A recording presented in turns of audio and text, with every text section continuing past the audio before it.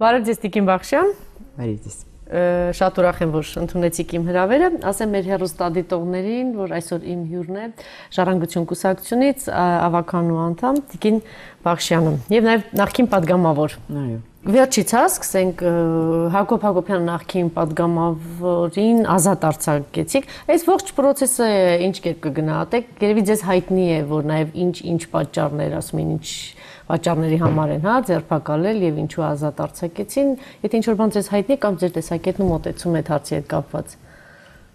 Անկեղծորեն Հակոբ Հակոբյանի հետ կապված պատմության մեջ չեմ խորացել։ Չգիտեմ, չեմ կարող ասել ինչն էր պատճառը, որ ձերբակալեցին եւ ինչու ազատ արձակեցին։ Ձեզ բավարարեց այն հայտարարությունը, որ հարկային պարտականություններից խուսափելու դա էր պատճառը։ Միանշանակ ոչ։ Այսինքն որտեղ ես բազմաթիվ նման դեպքեր գիտեմ, բազմաթիվ, որ հարկային պարտականություններ կատարելուց խուսափում են շատերը, բայց երբ մեկի վրա են սևեռվում, դա ինձ համար արդեն ապօրինություն է։ Այս ձերբակալությունը համընկավ, եթե ձեզ հայտնի է ցեղասպանության նվիրված այդ ֆիլմի ցուցադրության հետ։ Եվ կարծիք կար, որ առաջարկ է եղել իրեն որոշ դրվագներ պետք է։ Նախ ձեր մոտեցումը, որ ինքը պետք է կարելի է որ այդ թեմայով ֆիլմ նկարել, թե չէր կարելի ձեր մոտեցումը։ Հենց այդ պատմությունը ինձ դրդեց չհետաքրքրվել իրենով։ Չեմ հետաքրքրվել, որովհետև ցեղասպանության թեմաներով ֆիլմ նկարելը, ինչպես ասում են, ամեն մարդու խելքի բան չի։ Դրա համար ընդհանրապես որևէ ֆիլմ նկարելու համար պիտի լինել, ես չասեմ ինչ է, բոլորս գիտենք։ Եվ այս մարդը հանկարծ ֆիլմ է նկարում ու նկարում է հերիք չի, ինչ-որ բաներ ինչ-որ մեկին դուր չի գալիս, իրա նման երևի մեկին էլ ինչ-որ բան դուր չի եկել և ասեցին ֆիլմի ընթացքը ընդհատելու, խոչընդոտելու համար նաև ցուցադրությունը, նաև իրեն ուրեմն հանկարծ հիշեցին, որ հարկային պարտականություններն էլ, պարտավորություններն էլ չի կատարել, շատ այսօրվա Հայաստանին հատուկ պատմություն է և արդեն մինչև կոկորդը խորն ենք այդ պատմություններից և կան պատմություններ, որոնցով ուղղակի չեմ հետաքրքրվում։ Հիմա տեսեք, երբ որ ֆիլմ էր նկարում, այդ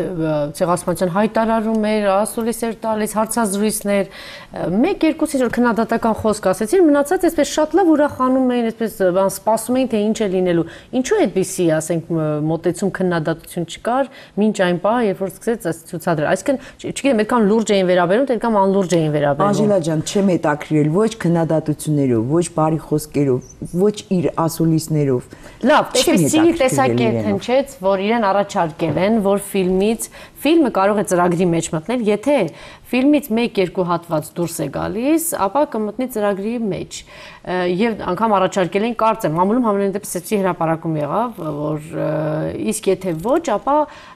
ինքը չի կարող ֆիլմը ցուցադրել։ Դե ինքը, քանի որ այդպես ֆիլմի իր համարում էր, իր համար շատ կարևոր բան, այդպես չէր համաձայնել եւ դրա համար այսպիսի բան տեղի ունեցավ։ Հիմա կրոնի հետ կապված նոր ֆիլմ է նկարելու։ Այդ կարդացել եմ։ Այսինքն նորից ինչ որ բանի առջև են կանգնելու, թե արժե հիմա անդրադառնալ դրան, թե չէ։ Թող նկարի։ Չի ավելի լավ է թող չնկարի։ Թող գնա իր բիզնեսով զբաղվի։ Չգիտեմ, չեմ հետաքրքրվում ես ոչ իր արածով, ոչ հազարում մի գործ ունեմ ու դառնում եմ։ Բարեկամավոր ուզում եք խնդրեք, մի նկարի։ Մի նկարի, ինչ գործ ունես, մեկ էլ նորից հայտնվես բանտում։ Լավ, այնպիսի մի տեսակ իրավիճակում են, երբ որ ես մտածում եմ, թե ինչ հարցերի շրջանակ ենք խոսելու, բոլոր ինչ որ հանցագործ երևույթների, դատական պրոցեսների, ես կուզենայի նաև Վարդան մինչ, ուրիշ այլ շատ կարևոր խնդիր կա, ինչի մասին ուզում եմ խոսենք, Վարդան Պետրոսյանի դատավարական ողջ process-ը ես գիտեմ, որ եւ ժառանգությունը եւ ձեր ղեկավարը եւ դուք առաջին օրվանից հետամուտ եք ողջ process-ին։ Եվ ձեր գնահատականը հատկապես որ վերջերս նորից բողոքարկել էին եւ նորից մնացնույնը եւ Վարդանի բոլոր առաջարկները, որ ինքը պատրաստ է աղջկա բուժման ծախսերը հոգալ, չգիտեմ ինչու տեղ չեն հասնում։ Իհարկե ես հասկանում եմ դժոխք կողմի ցավը շատ մեծ դժբախտություն է եւ հաշտվել կոչ անել կամ մխիթարության խոսք ասել ես չեմ պատրաստում լիովին կիսում եմ իրենց ցավը բայց մյուս կողմից Վարդանն է Վարդան Պետրոսյան մի կերպար որ անչափ սիրում ենք բոլորս ու շատ ուղղակի ցավ եմ ապրում որ այդ դժբախտությունը Վարդանի հետ տեղի ունեցավ ու իր խոսքերը երբ ինքը ասեց որ ամեն ինչ ես ինքս ինձ եմ դատապարտում ես լիովին հավատում եմ որ դա իր այսպես խղճի վրա մնալու էր ամբողջ կյանքում բայց մյուս կողմից էլ Վարդանին բանտում պահելը ինչ այն տղաներին ետ չես բերի աղջկա առողջություն դրանով չես վերականգնվի ուղղակի դժվար է մտնել այդ հարազատների վիճակի մեջ մաշկի մեջ ու ասել ինչու են այդպես կարճել Վարդանին մինչև վերջ պատժելու իրենց ցկտուներից, իրենց ցանկությունից դժվար է ասել։ Չգիտեմ, բայց այն որ Վարդանը դեռ բանտում է այդ ոնց որ իր խոշտանգես իրեն մինչև վերջ։ Եվ մյուս կողմից էլ բոլորովին չեմ բացառում, որ որոշ իշխանության որոշ մարդկանց համար շատ լավ հնարավորություն էր Վարդանին պատժել, վրեժ լուծել այն բոլոր կերպարների համար, որ ինքը այս կամ այն իշխանավորի հետ կապված ստեղծում էր ու պատկերացնում ինչ դիպուկ այսպես կերպարները այդպես շատ է ստեղծում ուղղակի թիմային մոտեցում է մեզ մոտ այդ թիմից ես թե թիմից չես այս Վարդան անհատականություն է չէ ես նկատի ունեմ իշխանության մեջ կերպարներ կան որոնց ինքը այսպես դիպուկ ինչ ասեմ թնդանոթով տանկով էր խփում հստակ է որ երկու կողմին էլ պետք է չգիտեմ կընդունեն թե չէ պետք է օգնել, այսինքն եւ բարոյապես եւ հոգեպես, այսինքն երկու կողմն էլ կոտրված, ջարդված, այս փուլում, հա, ինչ է պետք անել։ Եվ Տիկին Վախշան, մենք շատ լավ գիտենք, որ մեր իրականության մեջ սովորաբար որ նման դժբախտ դեպքեր են լինում կամ նման, հա, այսպեսի բաներ են լինում, անգամ աղմուկ էլ չի լինում եւ կարողանում են պայմանավորվել եւ մի տեսակ եւ ցավը վիշտես ամեն ինչը լուրջ տանել։ Ինչու այս անգամ ինչը հայտնի լինելը խանգարեց Վարդան Պետրոսյանի։ Մեկ տպավորությունն է, որ ինչ-որ մեկը ներսից անընդհատ այդ քուրան վառ է պահում, այսինքն անդադ բզբզում է և չի թողնում լինի այդ հաշտությունը, որտև թվում է թե թվում է, բազմիցս եմ լսել Վարդանի թիմը, փաստաբանները, ինչպես են ուզում առաջարկում աջակցել, այսինքն նորից եմ կրկնում այդ ողբերգությունը այնքան խորն է որ տուժող կողմին էլ եմ ուզում հասկանալ բայց Վարդանը բանտում դիտավորյալ չի եղել այդ բոլորը հաստատ խմած չի եղել չնայած նորից են ուզում այդ վարկածը բարձրացնել ու հաստատել չգիտեմ, ուզում են չլինի այդ Վարդանը նույնիսկ ասեց ես ինքս եմ ուզում գնալ ցավակցել, ուզում եմ գլուխ, ուզում եմ ծնկի գալ հասկանում եմ մարդը թե ինչ ողբերգության առիթ է եղել այդ վթարը։ Եվ չտեսնել դա մի տեսակ Հիշում եք մեր զրույցներից մեկի ժամանակ, երբ որ ես անդրադարձա շատ ծանր թեմայի հա, ձեր համար հոկտեմբերի 27-ին, այնտեղ ինչ որ տեղի ունեցել ծրագրավորված, կանխամտածված, անցել էր արդեն քանի տարի, դուք մեծ այսպես պաուզա վերցրեցիք եւ ասեցիք կարողացել եմ ներել։ Ինչ կերպ էր դա ձեզ հաջողել, հիմա չգիտեմ ճիշտ է, եթե մենք ինչ որ իմաստով ներել, բայց չգիտեմ, ասեցիք ես իմ մեջ կարողացել եմ ներել։ Կոնկրետ մարդ չկա այդտեղ։ Համենայնդեպս ձեր ներսում ինչ որ մի բան, հա, տեղի ունեցել, չգիտեմ, խաղաղվել է կամ ինչ որ կամ դա ցենց բարերով չնկարագրվող մի զգացում է, որ ես լրիվ մոռացել էի, որ այդպես եմ ասում, բայց հիմա հիշեցի ներել ոչ թե կոնկրետ մարդուն, այլ այդ ժամանակահատվածում մեջդ կուտակված այդ քրիտիկական ցավը վրեժի վերածվող այդ զգացումը, որ քեզ խանգարում է ապրել։ Քեզ խանգարում է ապրել եւ դու այդ զգացումով չարիք ես դառնում շրջապատիդ համար։ Ինչ ասեմ, զգացումը, որ քեզ անընդհատ թունավորում է, դենց հաջողացրել եմ, իմ մեջից չկա դա, այդ չկա։ Օրերս հայտնի է ինչ է տեղի ունեցել, հա, Սյունիքի մարզում։ Այո, ահավոր վրդովված եմ։ Երբեմն վուտանքների այնպիսի շարան եմ ուզում, այսպես փռել, շարել իրար հետևից, բոլոր այն մարդկանց հասցեին, ովքեր այսօրվա գործող Սուրիկ Խաչատրյանին իր տեղում դրեցին։ Բոլորին, ովքեր նպաստել են։ Հայրերը պատասխանատու են որդիների համար։ Այո։ Մեր իրականության մեջ, այո։ Որովհետև եթե այդ տղան չլիներ Սուրիկ Խաչատրյանի տղան, եւ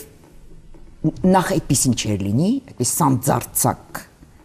լկտի չէր լինի, որ աչուձախ մարդկանց միայն վնասի, որտեվ ինքը ասացեք խնդրեմ, չգիտեմ ում տղան է, երկրորդ էլ երևի կարգին դաստիարակություն ստացած կլներ։ Հիմա այո, իհարկե պատասխանատու է Սուրեն Խաչատրյանը իր այսպես ասած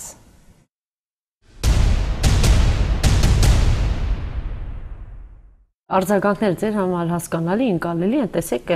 Հարսնակարում ինչ տեղ ունեցավ ըմբոստացան, Գյումրիում ինչ տեղ ունեցավ ըմբոստեղեր կա, որ ոչ ինչ է, շարունակում է այնտեղ վախի մթնոլորտ մնալ, թե անհասկանալի է մեր հասարակության մեջ ինչին կարող են այդպես միանգամից արձագանքել, ինչը կարող են անտեսել կամ գուցե վախեցած, չգիտեմ մնալ։ Դուք կարծում եք, որ վախի մթնոլորտը հեռու է Երևանից, նախ Սյունիքը, Գորիսը հեռու է Երևանից, իսկ որ այնտեղ հասարակությունը ոչ բոլորը, բայց մեծավ մասամբ ահավոր վախեցած են, որտեվ տեսնում ենք ամիսը մեկ մի հատ պատմություն է այսպես բարձրանում եւ որևէ սանձ, որևէ զսպող մեխանիզմ չի գործում իրենց նկատմամբ։ Դրանից են վախենում։ Դրանից են մարդիկ վախենում։ Եթե մարդասպանության մեջ ինքն էլ տղան էլ համենայն դեպս այդ գործողության մեջ ներգրավված էին եւ դա այդպես ջրվեց, այդքանից հետո ինքը նորից դարձավ մարզպետ, ասում է այն մասին, որ այս մարդուց այո պետք է վախենալ, որովհետեւ չգիտեմ, հազար ձեռքով նրան պահող կա։ Հիմա ասեք իշխանություն ինչից շատ անգամ ասում են, իրենց ուժն է իշխանության, հիմա իշխանությունը ինչից վախ ունի, որ պահի։ Այդպես ձեր թեթև ձեռքով, Նյուսի թեթև ձեռքով, այսպես ասած, անդիմությունը այսպես թուլացած գոյություն չունեցող անվիճակում է, եթե նայում ենք ինչ վիճակում է։ Հետևաբար իշխանությանը ինչի համար այդ ամեն ինչը պետք։ Եթե հա վերարտադրության խնդիրը շատ հեշտությամբ իրենց կտրվի, ժառանգությունն էլ ինչ է 99% էլ մեկ եթե ձայն հավաքի, ոչ իրենց ձայնին են տեր, ոչ էլ այդ կամքն ու ցանկությունն ունեն այդ ամեն ինչը վերցնելու։ Ես ումից վախ ունեն, ասենք այդպես նայում ենք, չգիտեմ, վախ առաջացնող ոնց որ թե ուժը արդեն այլևս չկա։ Կոնկրետ ասենք ընդդիմադիր, ես համաձայն եմ, որ ընդդիմադիր քաղաքական ուժը այսօր ուժին կարողացել է գործող իշխանությունը այսպես հնարավորինս տափակեցնել, ուղիղ իմաստով եմ ասում, տափակեցնել։ Բայց այսօր քաղաքացիական հասարակությունը շատ ավելի ակտիվ է եւ աչքաբաց եւ ցանկացած պահի ես սպասում եմ դրան, դա լինելու է իմ կարծիքով, ցանկացած պահի շատ արագ ձևավորվելու է այդ քաղաքական ընդդիմությունը։ 20 տարի ասում ենք Տիկին Վախշյան։ Գիտեք, 20 տարի ասում ենք եւ կարող է 20 տարի էլ ասենք։ Կարող է 20 տարի էլ ասել։ Այսինքն ժամանակ է եկել այդ քաղաքական ընդդիմադիր ուժերին տուն ուղարկելու եւ այս քաղաքացիական ուժերը, չէ՞ քաղաքացիական ուժերը այսպես թե այնպես է քաղաքական պայքարի մեջ մտնելու համար դե կուսակցություն ձևավորվի, կուսակցական պայքար լինի։ Այո, իհարկե պիտի ձևավորեն։ Հիմա Նիկոլի թիմը հայտարարում է, որ կուսակցություն է դառնում, լինելու են այդպես։ Ի վերջո ժառանգությունը այսօր է այսպեսին։ Հույս ունեմ, հավատում եմ։ Ինչպիսին է։ Այն որ ասի տափակեցրել են, էլի, այսպես տանկի տակով։ Անմիջապես հետո առավոտյան Սուրեն Խաչատրյանը լրատվամիջոցների հետ հանդիպման ժամանակ հերքեց, ասես նման բան չի եղել։ Ես երբեք ասեմ, չէ, քննչական կոմիտեն հայտարարություն տարածեց, որտեղ կար անունը կար, որ այո, մասնակից է եղել, դրանից հետո 2-3 ժամ հետո դատախազությունը հայտարարություն է տարածում, ընդ որում այն նույն դատախազը, որը նաև այն նախորդ դեպքի հետ կապված գիտենք, հա, ինչ որոշում կայացվեց, հայտարարությունն է տարածվում, որ ոչ, դեռ անհայտ է, հետո տեսեք արդեն մի 3-4 ժամ հետո մայրը խոսում է եւ པարզ է դառնում։ Ես ուզում եմ հերթականությամբ այո, եւ ուզում եմ անդրադառնալ եւ մեծ հաշվով սա լավ դրա մասին խոսենք, հետո ես հարցս կհնչեցնեմ։ Սկսենք նրանից, որ հերքվեց ծնողի կողմից։ Դե գիտեք, նույն ձեռագիրն է, ինչպես Բուդաղյանի սպանության ժամանակ դատախազ, գլխավոր դատախազը շատ սիրուն իրեն թված թե շատ այսպես հիմնավորված դրամաբանված ներկայացած հասարակության թե ինչու պիտի կարճվի գործը, հա? Այդ նույն դատախազը անում է այդ հայտարարությունը։ Այսինքն ոչ այստեղ արդարադատության խնդիր չի, այստեղ անպատժելիության մթնոլորտը սանձելու խնդիր չի, այստեղ ինչ-որ շահեր են առաջնորդվում, ու այդ շահերը երևում են, իրեն չթվա թե չներում, շատ լավ երևում է։ Ես ուզում եմ հիշեցնել գործող նախագահի Պոզների հետ հարցազրույցի մեջ այն միտքը, որ ասեց ամենալավ ինչն է ձեզ հաջողվել, ասեց իմ թիմը։ Նույն թիմը ոչինչ չի անում, այդ թիմի մեջ մտնում է նաև գլխավոր դատախազը, ոչինչ չի անում մեր հասարակությանը մի հարցում գոնե ասի, որ եթե արել է, պիտի պատժվի։ Այսինքն գնան դատաբժշկական այդ փորձաքննությունը անեն, մարդու աչքն է դուրս եկել, մինչև օրս ոչ մի քննիչ կամ չգիտեմ ով չի գնացել, չի հետաքրքրվել։ Ինչի մասին է սա ասում։ Մինչև այն մարդը կլավանա, հետո հետքերը կվերնան, կասեն ոչ չի եղել։ Իդեմս Սուրեն Խաչատրյանի տղայի հերթական խուլիգանության, ինչ խուլիգանություն, մարդու աչքը հանել է, ինչ է, հանցագործ է երևի։ Չգիտեմ ինչ կարելի ասել։ Ուզում եմ ասել, որ թիմը այսօր, այն թիմը, որով ինքը հպարտանում է, հենց այդ թիմը իրեն հեղինակազրկում է։ Զարմացա, երբ լսեցի գործող վարչապետի հայտարարությունը, թե ինչու Սուրեն Խաչատրյանը վերադարձավ մարզպետ։ Այնպիսի մի նկարագրություն արեց, որ այո, միանգամից կարող էր ասել ինքը մեզ համար անփոխարինելի է։ տեսնում ենք, ոնց որ թե դուժող կողմը այս անգամ չվախեցավ եւ գոնե միջև այս փուլը ծնողները խոսեցին։ Սովորաբար, գիտեք, հաշտվում են, փակում են կամ վախենում են, կամ ինչ որ պայմանավորվածություններ լինում։ Սա նշանակում է, որ խիզախել են եւ համարձակել են եւ ինչ որ բան հնարավոր է տեղից շարժվի։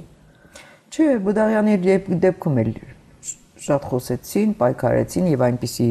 պաշտպանում էին ինչպես Հայկ Ալումյան, բայց տեսանք, չէ, հույս չունեմ։ Այսինքն կմնա ամեն ինչ այնպես, ինչպես նախկինում։ Աստված մի արասցե, բայց այդպես եմ կարծում։ Դա Աստված սխալվեմ։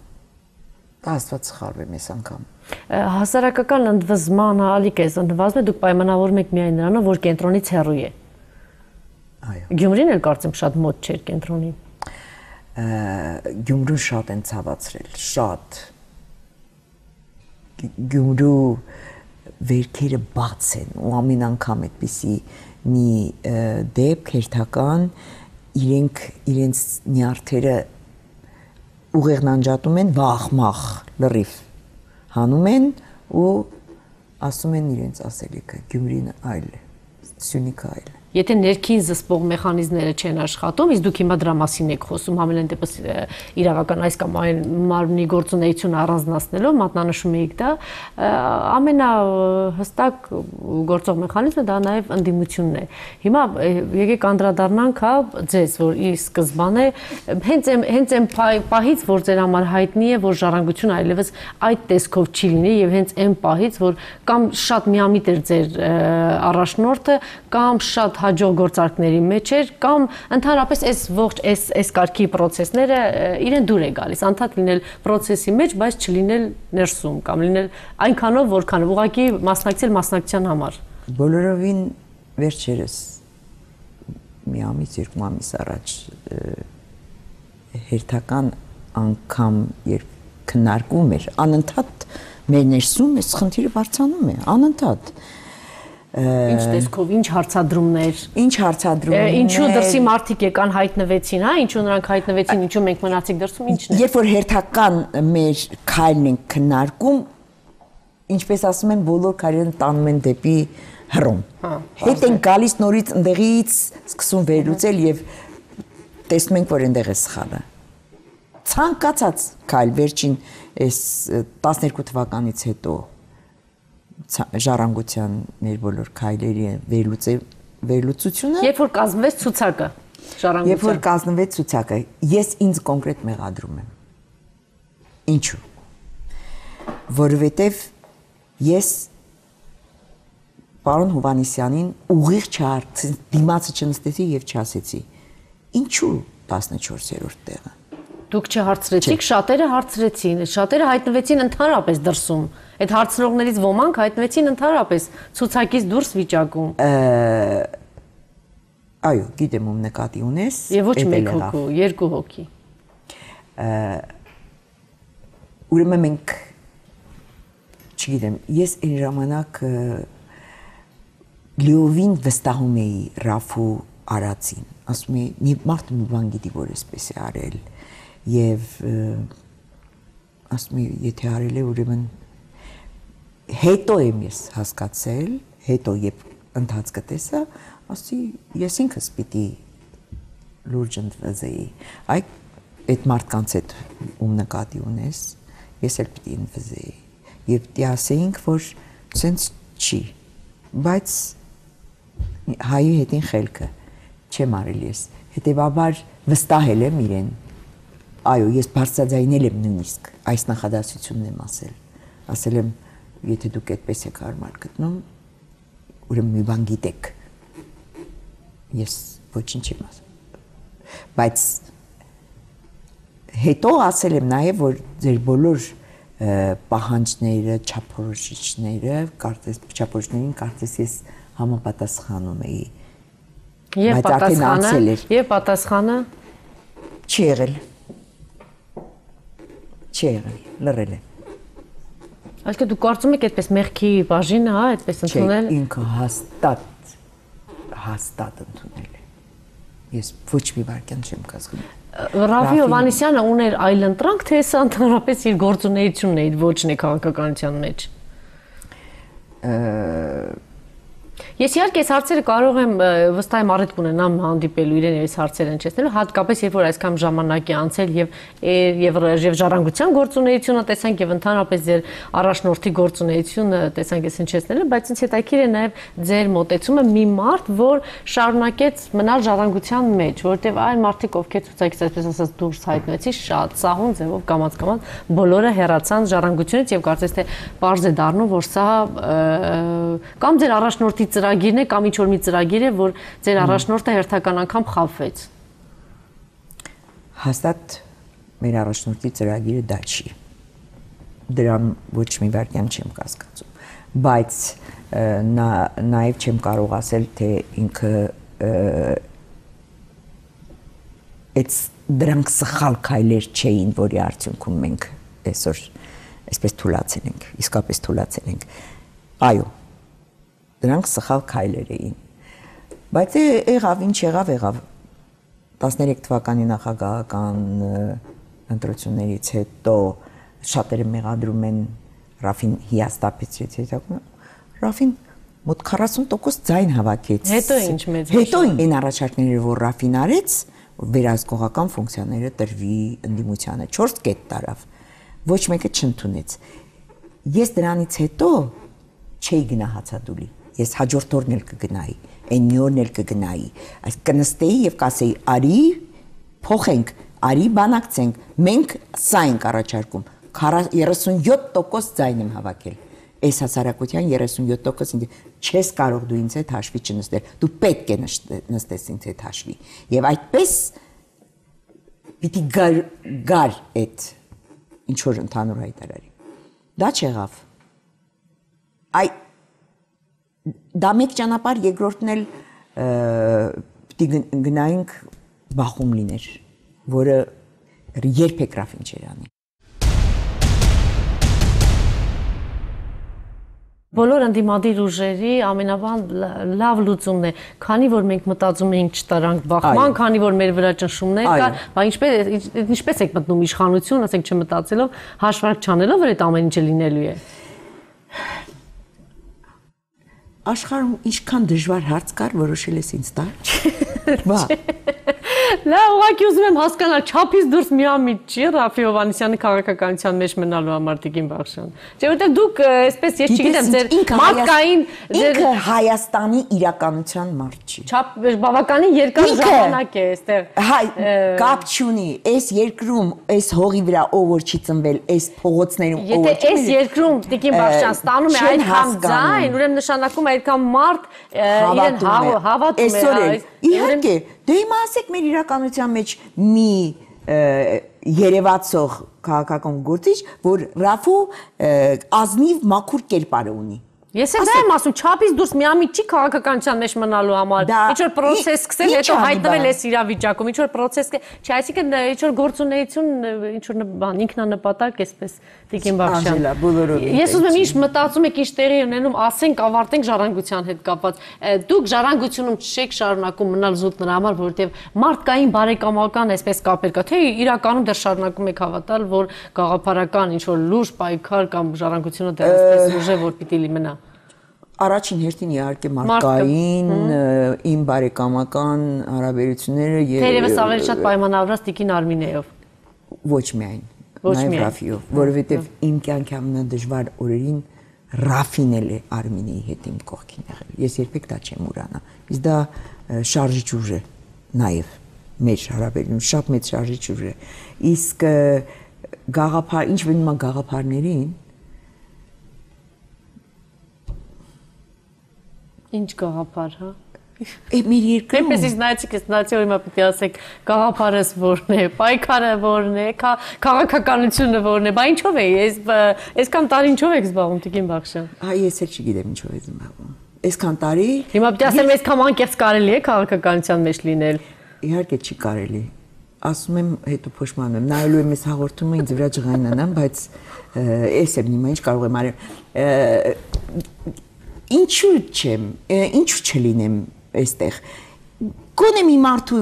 ձեռքից մի փուշ հանում եմ, հանում եմ, ես գիտեմ, որ հանում եմ, օգնում, ես համակարգային փոփոխություն ինքս եւ իմ քաղաքական ուժը չի կարողանում անել, չի կարողանում, ես ինքս կարողանում եմ առանձին մարդկանց կետային, այսպես օգտակար լինել, թեկուզ այդքան ու կարելի է ինձ հանդուրժել։ Դուք համակարգի մեջ ինչ-որ իմաստով, հա, այսինքն ինչ-որ իմաստով չէ, աշխատում եք եւ ասում եք, որ ինչ-որ բան, այսինքն դա հստակ տեսանելի է, որ ինչ-որ մարդկանց օգնում եք, կարողանում եք ինչ-որ բան տեղից շարժում։ Այսինքն դուք կողմնակից եք, որ մեծ հաշվով ոչ թե այդ համակարգային փոփոխությունը, այլ ինչու ոչ, կարելի է պես համաձայնության գալ եւ մեծ հաշվով ինչ-որ բան փոխել։ Ես չգիտեմ, դա կոալիցիոն է, ինչ կարելի է։ Ինչ լավ հարց, որի մասին ես ուզում եմ շատ անկեղծ հերթական անգամ ասել։ Այո, ես կարծում եմ, որ այսօր բոլոր տեսակի խոսակցությունները, հեղափոխություն, չգիտեմ, դրանք լինելիք չեն կարող են եւ ինքս էլ չեմ այդ հեղափոխականին կողմ, բայց սեփական փորձով եմ տեսնում, երբ դու իշխանությանը անկեղծորեն ու անշահախնդիր, ինքը պիտի իմանա, որ դու անշահախնդիր, չնայած ինքը առանց շահի ոչ մի բան չի անում, բայց երբ որ տեսնում է ընդդիմությունը անշահախնդիր, ինչ որ խնդիր է բարձրացնում, ինքը ուզում է ասել, այ ես քեզ հետ եմ։ Այսինքն դու քայլ առ քայլ, կետ առ կետ, հոդված առ հոդված, սկսես շտկել, սկսես փոխել եւ դա դարձնես ոչ թե մեկ անգամյա ինչ որ քայլ, այլ այդ ոլորտում այդ փոփոխությունը բերի ինչ որ քայլերը բերեն ինչ որ փոփոխության, ես սրան ավելի եմ հավատում։ Դե դեպքում կարելի է նաեւ ամբողջ ժառանգությանը մղել այդ քայլին եւ ինչ որ բանի գնալ։ Այո, եթե բայց մյուս կողմից էլ եթե ինչ որտեղ, ասենք կոալիցիայի մեջ մտներ, դե ասեին ծախվեցին։ Այսպես ինչ են ասում։ Այսպես էլ ասում են ձեր ժառանգության համար քաղաքականությունը պարապ-վախտի խաղալիք է։ Այդ մեկը գալաթ են։ Դե եթե արդյունքները նայում ենք, ինչ է արդյունքները։ Ինքնանպատակ դեպի վարչություն։ Ներողություն։ Հիմա ուղղակի ձեզ չի լինում ինչ որ բան ասել դրա համար։ Դե վերջնահաշվով երբ որ դառնում է պարապ-վախտի խաղալիք, այսպես տեսնում ենք, արդյունքը երբ որ տեսնում ենք, դե պետք է արդյունքներով դատել Տիկին Բախշյան։ Քանի հոգի գնացին ազգային ժողով, քանի հոգի են մնացել, ինչ կոչելով, ինչ փոխելով, պիտի փոխենք։ Հա, լավ հերիքի երեսով տակ։ Հա, ասեցինք որ սխալ են կարել, հա, ճիշտ է։ Հետո ինչ։ Ազգային ժողովում վերջերս ինչ որ մի տհաճ բան տեղի ունեցավ, հայրենի դեպս մեր հարևան Վրաստանը արձագանքեց, Գալուստ Սահակյանը գիտեք որ օսիցիայի, հա, ընդունել էր, դա ինչ կերպ է գնահատում, ինչ է կարծում, սա ճիշտն ասած վրիպում էր, սայթակում էր անփույթ աշխատանքեր, ինչ էր ձեզ։ Դե Գալուստ Սահակյանն էլ ինձնից ավել քաղաքական գործիչ քաղաքական գործի, տեսեք, երբ Արզումանյան Ալիկի ասածը կարդացի, դիվանագետի ասածը, ես հասկացա, թե դա ինչու չպիտի աներ։ Բայց երբ որ քաղաքացի եմ որպես եւ իմ կրթությունս, այսպես քաղաքագետ չի, դիպլոմատիկ չի, ես ասի, հա, լավ էլ արել է։ Այդ ոնց է իրենք, հա, Լեռնային Ղարաբաղը իրենք չեն ճանաչում կամ մենք ոնց բան ներկայացնենք, մենք էլ այդ խնդիրը ունենք։ Այսինքն առաջին էր արձագանքը պաշտպանեցիք, եկին բանկար որ ճիշտ է արել Գալուստ Սահակյանը։ Հա, մտքից մեջ ասեցի, լավ էլ արել է։ Բայց հետո երբ կարդացի Ալիկ Արզումանյանի բացատրությունը, ասի չէ, այդ կարող էի հասարակ մեկը անել, բայց ազգային ժողովի նախագահը պարզում է, եթե այդպեսի հանդիպում է ունենում, դա լուրջ քաղաքական հետևանքներ կարող է ունենալ։ Այս երկու բան էլ մեջս եղել է, չեմ թաքցնի, բայց իհարկե որպես ազգային ժողովի նախագահ ինքը պիտի ավելի զգուշ լիներ, իհարկե պիտի ավելի զգուշ լիներ, կամ մեր արտգործնախարարությունը պիտի դրա այնպիսի տենց արժանապատիվ մի բան հայտարարություն աներ, ոչ թե ներողություն խնդրեր, այլ հիմնավորեր կամ ինչ որ մի բան ասեր, որ Վրաստանը այդպես Պարզ է։ Մենք արդեն 1 տարի է ունենք կառավարություն, իսկ դուք բավական երկար ժամանակ աշխատել եք այսօր մեր կառավարության ղեկավարի հետ, վարչապետի հետ, եւ ասում են իր թիվ 1 հաջողությունն այն է, որ կարողանում է մարդկային ճիշտ հարաբերություններ հաստատել եւ սուր անկյունները հարթեցնել։ Արդյոք դա համաձայն եք դրա հետ եւ արդյոք այդպիսի դա բավարար է միայն այդպիսի հատկանիշներն ու թե այլ հատկանիշներ կառանձնացնենք, դա բավարար է տնտեսության մեջ առաջընթաց արձանագրել եւ դուք էլ լինելով ինչ որ իմաստով համակարգում, հիմա այս 1 տարվա ընթացքում ինչ որ բան նկատում են, նկատելի է թե նկատելի չէ։ Մի անգամից ասեմ, որ այո, Հովիկ Աբրահամյանը ունի մարդկային այնպիսի շփումներ, մարդկային հարաբերություններ ստեղծելու յուրահատուկ ջիղ։ Ինքը տենց կարողանում է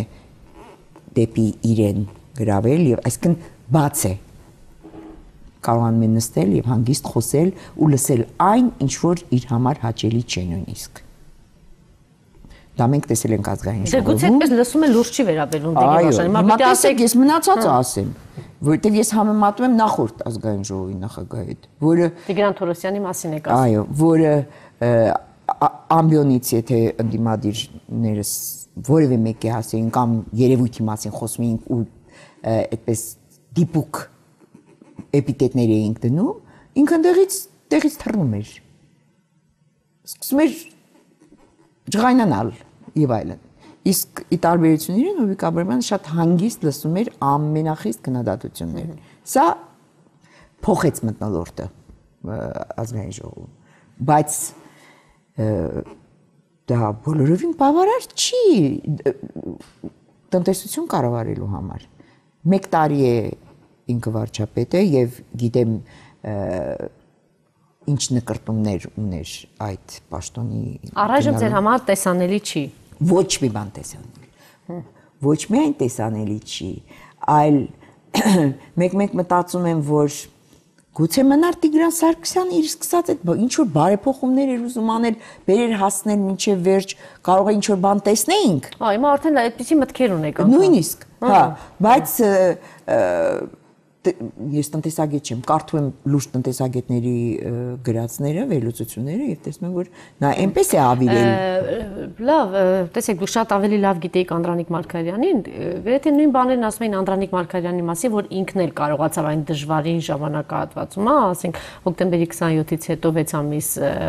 կառավարության ղեկավար մնաց Արամ Սարգսյանը, հետո Անդրանիկ Մարգարյանը, բայց Անդրանիկ Մարգարյանին տրված էր այն կարևոր դերակատարումը կամ գուցե ինքն էր վերցրել իր այդ կարևոր դերակատարումը, որ կարողանում էր ընդդիմության հետ շատ լավ հարաբերություններ հաստատել եւ մարդու հետ էր կարողանում։ Եվ ինչ որ իմաստով բալանսը երկրում պահել, երկիրը չգնաց ինչ որ սուր բախումների։ Մյուս կողմից էլ քննադատում են, ասում են գուցե եթե ինքը այդպես չկարողանար փոփոխության գնալ երկիրը, որ տեսակետի եք համաձայն։ Ես միանշանակ կողմնակից եմ այն մտքին, որ վարչապետը պիտի լինի տնտեսության ղեկավար, ինքը պիտի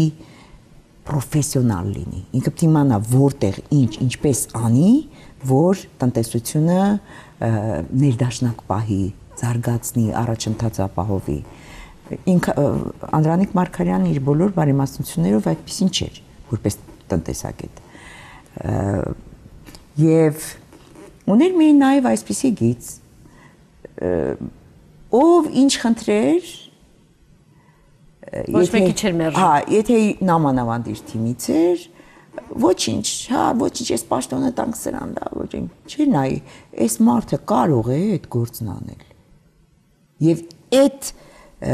իներցիան շարունակվում է։ Դրանից առաջ ավելի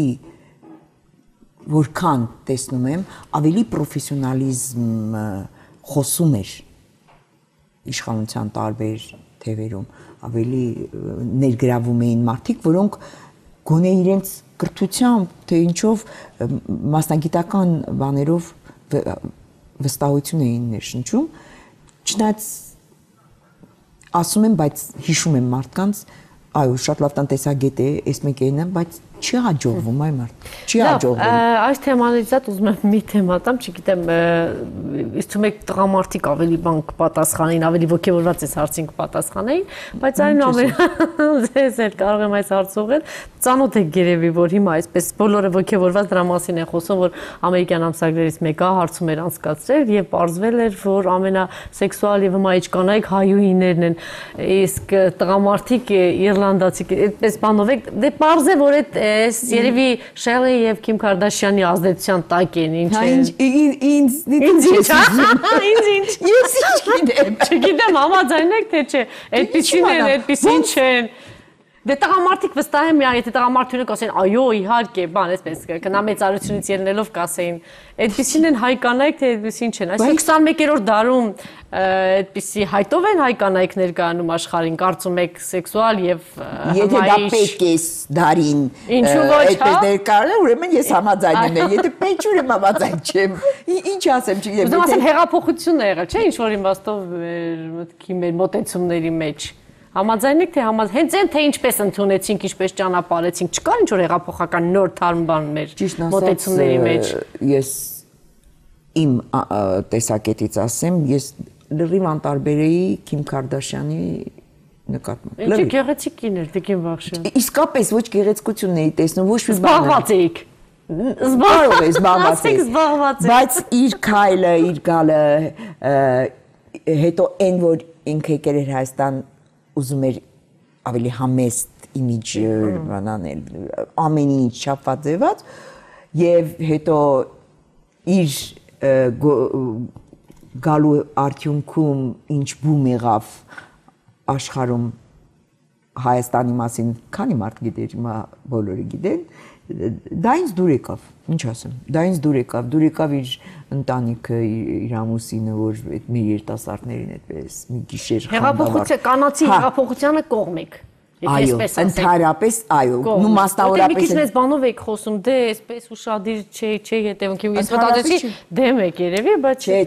այն ժամանակ այո, անտարբեր էի, ոչ թե դեմ էի, անտարբեր էի, ես ընդհանրապես երբեք մարդուն չեմ ասի, եթե դու ես բան անում ես, ես քեզ չեմ ընդունում, ասում դա քո գործն է, եթե դա դու անում ես, հիմնավորում ես, արդարացնում ես, շուրջդ համոզում ես, որ սա ես անում եմ, լավ եմ անում, ամեն ինչ, ուրեմն դա քո գործն է, ես ողջունում եմ միայն։ Հետևաբար, բայց այս պարագայում, եթե պետք է, որ ես ասեմ, այո, ինչ լավ է։ Դուք ինչ մտածում եք այդ ասեք, Տիկին Վախշյան։ Ես ինչ եմ մտածում, ես մտածում եմ, որ այսօր հայ կանայք պահում են մեր երկիրը։ Ուզում ես հեղափոխությունը անունը դիր, ուզում ես աշխատասիրություն դիր, ուզում ես սեքսուալություն դիր, ինչ ուզում ես դիր անունը։ Այն որ հայ կանայք մեր երկիրը պահում են։ Այդ լավորից է թե վատորից է։ Արի չհարցնենք լավ ու վատորից է, որտեվ եթե Էդ թողնենք տղամարդկանց։ Շնորհակալություն։ Հետաքրքիր զրույցի համար։ Շնորհակալություն Տիկին Վախշյան։ Ես էլ եմ շնորհակալ։